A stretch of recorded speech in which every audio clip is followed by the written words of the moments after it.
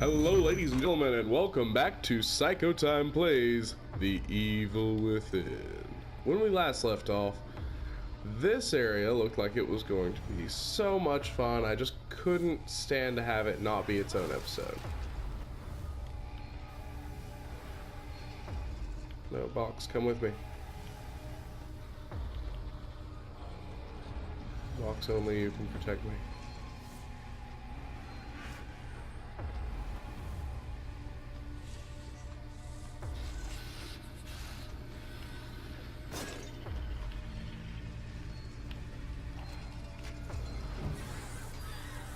Well, he ruined the surprise.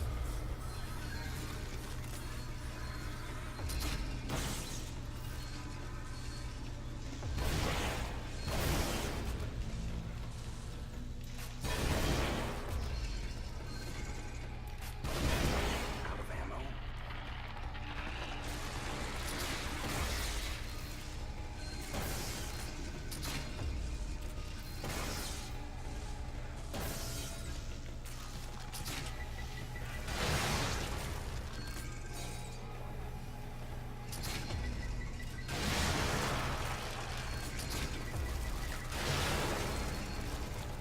Alright.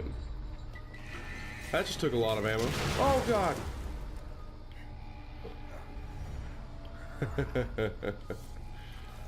Oh. Oh, if that had killed me, you don't even know how upset I would have been. They would have told stories about it. Oh, stop it. I want you to hit the box. Okay. Now, excuse me while I stand here for a moment. So what's everyone else's opinion of this game been? I honestly kind of enjoyed it. I've beaten it already once, so as you guys can tell, I kind of already know what's coming for the most part, but as to my actual opinions on gameplay, I think the game is fairly solid. I will say that I believe that the choice to have the game be kind of a random, like, oh, well, you're in a person's mind, so you're, you know, perceiving the world through their eyes kind of thing, is not particularly great. The main reason that this is not particularly great is because this strips out a lot of the cool, like, you know, oh, I can see how I got from here to here feeling that you get in a lot of games. You don't have a feeling of progression. You just feel like you turn a corner and you're in a different location. Which, I mean, it's fine to an extent, but the amount that this game does it is kind of excessive. So, that would be my opinion on it. I mean, as I've said before, everybody kind of has their own take on this thing, but I personally feel like this is a really good game that lacks cohesion. It's one of those things of if the game would just kind of flow in a proper manner, this would be an amazing game. And it's already a decent horror game. But what keeps it from going above decent is mostly just design choices.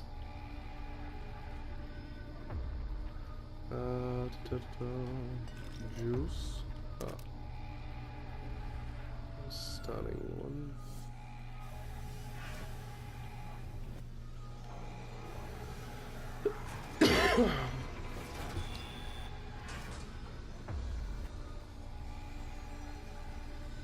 Let's crawl underneath that.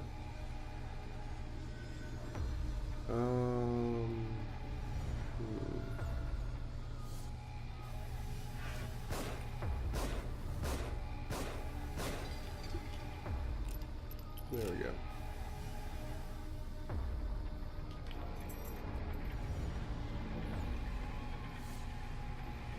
Jar of juice is not worth it.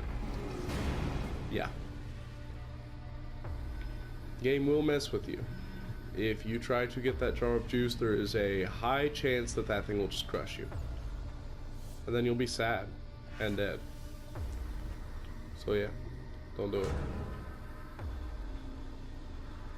No need to go through there. Alright, well, let's pull this and try to advance on through this way a bit. What's down here? What?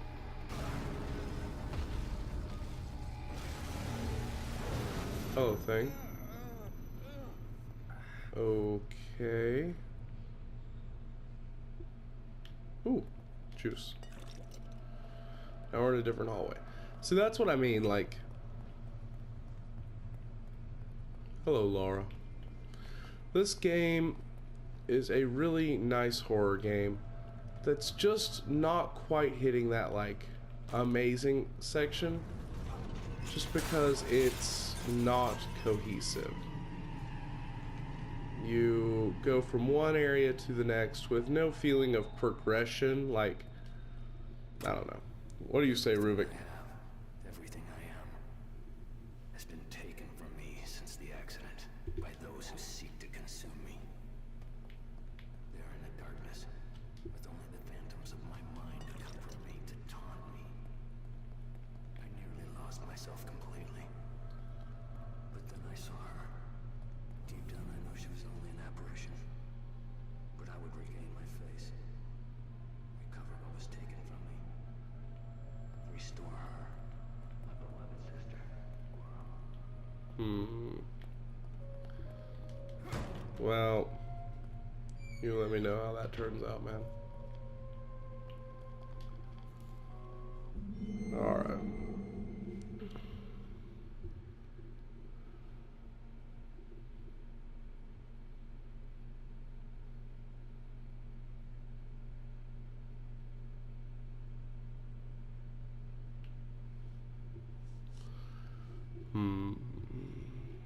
So it looks like they just kind of fell out after their child was killed in that tragic fire.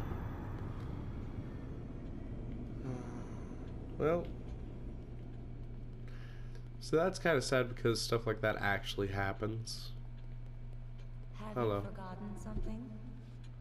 Yeah, I just came by to read the newspaper. No fresh newspapers? Oh, who's missing? Patrick Higgins, lawyer for the Victoriano family. See, this whole, like, story has that feeling of you're not getting everything. Like, I feel like if this game were to play like a horror detective game, if you had to go, like, basically if this game just played like a Resident Evil game, you could even have it have like the same basis, but make it have all of the levels be connected and be set in the real world. This game would be phenomenal with that kind of a setting. But the fact that it doesn't have that setting really cripples this game's ability to hold you in a moment.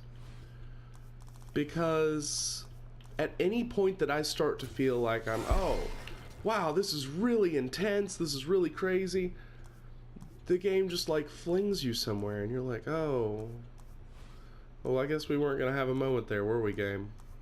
Okay. I thought we were having a moment.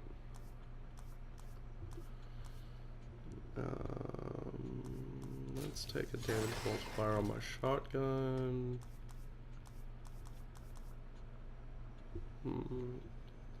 Shave nearly a second off my reload time, that would be nice.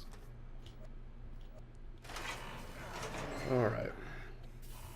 And let's go and explore what all we have stashed away in our little cubbies of goodness. Whoop. Alright, I got 2 of these, so yeah, you. If you guys are wondering like if there's any particular way to do this, no. These cubbies are all randomized. So every time that you come here, the cubbies will have different things in different locations. There is no good way to make sure that you get what you want other than just save scumming the game until you do. So that's the reason why you see me just kind of run in and grab whichever like area happens to be closest. I am missing a lot of keys. As I said before, I don't really particularly mind. The keys are helpful, they are not game winning by any stretch of the imagination. I will take that, thank you. Hold on. Information.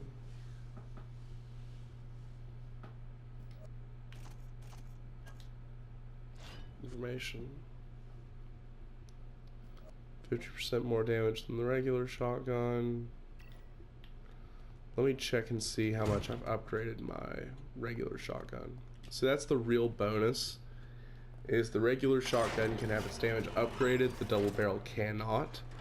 Double barrel does, however, allow you to unload really fast early on. So, yeah, I'm almost the same amount of damage. Once I get the damage up one more time, I will be swapping over to the regular shotgun, just for safety. Can always increase this a bit more. I mean, it doesn't really matter. This is helpful.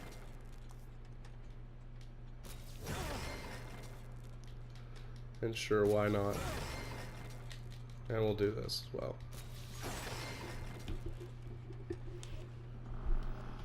Realistically, I won't use the agony crossbow unless I have to, so.